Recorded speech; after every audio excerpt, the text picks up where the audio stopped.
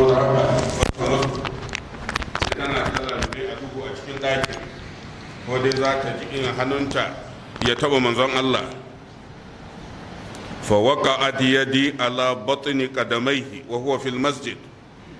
Tana lalube dama daga kofar ɗakin ta sai masallacin annabi, daga kofar ta sai masallaci. Tana laluban nan har dai hannunta ya wuce kofar ya shiga masallaci, sai hannunta ya taba wato sawayen annabi Muhammad, ƙasan sawayen manzon Allah kamar tafin kafansa. Shi annabi ya yi sujuda ya kafa kafafunsa. Wannan shi yasa aka ce idan an yi sujuda ya kamata ka kafa yatsunka ka hada su, saboda yadda ta ji manzon Allah hannunta sai ya taba cikin tafin wato kafafun annabi sallallahu alaihi wasallam wa huwa bil masjid. Ta ce wa huma mansubatani, hannuna sai ya taba kasan wato sawun annabi, sawayen annabi sallallahu alaihi wasallam. Gashi ya hada su, ya kafa su, ya yi sujuda. Ashe haka ya kamata siffan sujudar musulmi ta kasance. wa huwa yaqulu, sai na ji annabi yana addu'a, manzon Allah yana cewa Allahumma inni a'udhu bi ridaka min sakhatika. Ya Allah, ina neman tsari ta yardanka game da fushinka, wa bi mu'afatika, kuma ina neman tsari ta yafewarka min uqubatika game da uqubarka, wa a'udhu bika, kuma ina neman tsari da kai minka game da hukuncinka. Ina neman tsari da kai game da hukuncinka. Saboda haka yasa musiba daga Allah ne, maganin musibar ma daga Allah ne. Haka manzon Allah ya karantar da mu. Haka abinda Ibn al-Qayyim Jawziyya yake faɗa kenan a littafin da ya rubuta Tibbul Qulub. Yace babu mai saukar da musiba sai Allah, kuma babu mai saukar da maganin musibar sai Allah.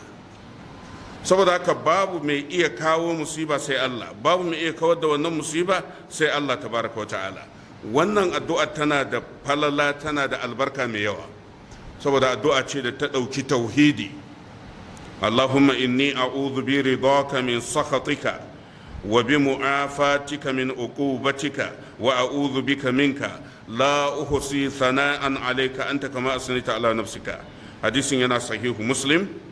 Babu ma yuqalu fi ruku'i was sujudi, yana daga nau'ukan zikiri da ya kamata mutum ya sujuda, saboda abinda Aisha ta faɗa kenan. Annabi ya yi sujuda, ta ji irin addu'ar da manzon Allah yake a sujudarsa. Shine hadisi na 486.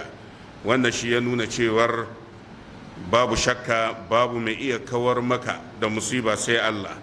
Saboda ka in ma za ka nemi tsaro, sai dai ka koma ga Allah, shi kadai ke iya ba da tsaro ga bawa. Allah ka ba mu tsaronka. To sannan na hudu, hadisin sayyidina Ali bin Abi Talib. Sayyidina Ali shi ma ya ruwaito hadisi mai kamar na Aisha, kama hadisin iri ɗaya sak. Amma hadisin sayyidina Ali ya bambanta da hadisin Aisha, domin hadisin Aisha ta ce na tarar da manzon Allah yana sujuda wa huwa fil masjidi. Annabi sallallahu alaihi wasallam yana wannan addu'a. Amma hadisin sayyidina Ali ya ce inna nabiyya kana yaqulu fi akhir witrihi. Idan annabi ya gama sallan witiri, idan ya yi shafa'i ya yi witiri, to a witirin nan ba'da salam, bayan sallama, kamar yadda ya taho a wata riwaya, bayan sallama. Amma akwai malaman da suke gani kamar Ibn Taymiyyah, ka yi addu'an kafin sallama shi fi dacewa, saboda addu'a ce. Idan addu'a ce kafin sallama ya kamata a yi ta, idan zikiri ne to bayan sallama ya kamata a yi shi. Wannan fahimta guda ce. Annabi yana cewa Allahumma inni a'udhu bi ridaka min sakhatika wa bi mu'afatika min uqubatika wa a'udhu bika minka la uhsi thana'an alayka anta kama asnaita ala nafsika. Kaga addu'ar iri ɗaya da wadda ta zo daga Aisha Allah ya kara mata yarda. Hakanan hadisin da sayyidina Ali ba da labari, addu'ar iri ɗaya ce. Shi yasa wannan addu'a take da mahalli biyu, kana yin ta a sujuda, kana yin ta kuma idan ka gama witiri, ka yi tahiya kafin ka yi sallama sai ka yi wannan zikirin. Idan ka yi sallama kuma sannan za ka yi subhanal malikil quddus ko subuhun quddusun rabbul mala'ikati war ruh. Idan ka ga da bambanci, shi wannan addu'a ne, wancan kuma zikiri ne. subhanal malikil quddus rabbul mala'ikati war ruh, wannan bayan an yi sallama daga witiri. Amma kafin a yi sallama, allahumma inni a'udhu bi ridaka min sakhatika, har zuwa ƙarshe. Hadisin sayyidina Ali yana littafin ashabu sunan gaba daya, kuma hadisin ya inganta kamar yadda ya zo a irwa'ul galil, hadisin 430, kuma yana sahihu abi dawud hadisin 2282. Wannan hadisin yake nuna muhimmancin addu'ar ga annabi Muhammad sallallahu alaihi wasallam. Manzon Allah yana wannan addu'a, me yasa? Yana karantar da mu ka yadda da hukuncin Allah, kuma ka nemi taimakon Allah akan hukuncinsa. Abu ne mai wuya, bayan da za a yi ka samu sai ka dage wajen addu'a, kai ta roƙon Allah. Yarda da hukuncin Allah, wanda shi ke samar maka da yardan Allah. In ka yarda, wanda abin da Allah ya faɗa kenan, manzon Allah ya ce fa man radiya falahu ridha. Kafin ka samu yardan Allah sai ka yarda cewar musiba ba ta zuwa sai daga Allah, kuma babu mai maganin musiba sai Allah. Amma duk mutumin da ya zama zuciyarsa akwai tunanin wani zai iya kawar maka da musiba, wani boka, wani matsafi, to babu shakka mutum yana da saura, wannan bai samu yardan Allah ba. Allah ka tsare mu. To abinda annabi sallallahu alaihi wasallam yake yi, al-istighfaru min at-taqsir. Manzon Allah yana neman gafaran Allah, tunda ka gani annabi yana yin sa a sallar dare, kuma hadisin sayyidina Ali annabi yana yin sa bayan ya gama witiri.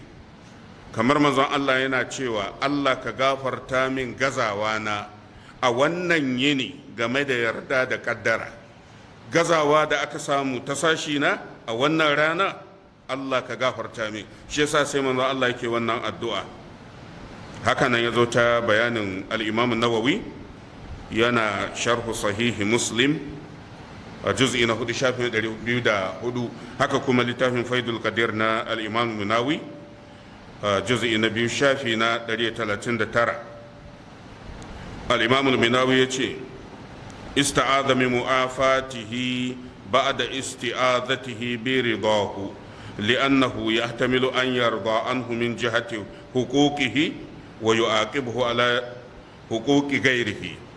Annabi sallallahu alaihi wasallam ya nemi tsarin Allah ta hanyoyi kashi biyu. Yace, Allahumma inni a'udhu bi ridaka min sakhatika, ya Allah ina neman tsari da yardanka, kada ka yi fushi da ni. Wa bi mu'afatika min uqubatika, ina neman tsari da yafewarka, kada ka yi uquba gare ni. Shine al-Imam Munawi yace, tana yiwuwa kai ka ɗauka ka sami yardan Allah ta sashin hakkokin Allah, don haka duk wata farilla kana ƙoƙarin tsaye da ita, abinda duk ya shafi ibada kana kulawa da shi. Ana samun mutumin da zaka gani yana ƙoƙari ta wajen sallah, azumi, duk wani hakkin Allah, amma idan aka dawo hakkokin mutane fa ana kuka da shi, to kaga baka cimma yardan Allah ba. Shi sa annabi ya nuna, idan ka yi ƙoƙarin samun yardan Allah, ka yi ƙoƙarin kuma samun yardan bayin Allah. Idan baka dace da yardan bayin Allah ba, to za ka jawo makanka uƙubar Allah. Shi ko Allah yana uƙuba ne ga wanda bai yarda da shi ba. Shi yasa sai ya haɗa su, ina neman tsari da yardanka game da fushinka. Kaga kenan, Allah ka taimake ni in iya ibada da gaskanta hukuncinka da yarda da kai. wa bi mu'afatika min uqubatika, kuma ina neman tsarinka da yafewarka game da uquba. Saboda ka kada ka kama ni da uquba akan abinda na samu gazawa ta sashin mu'amala. to sannan hadisi na biyar shine hadisin Ka'ab bin Mani'in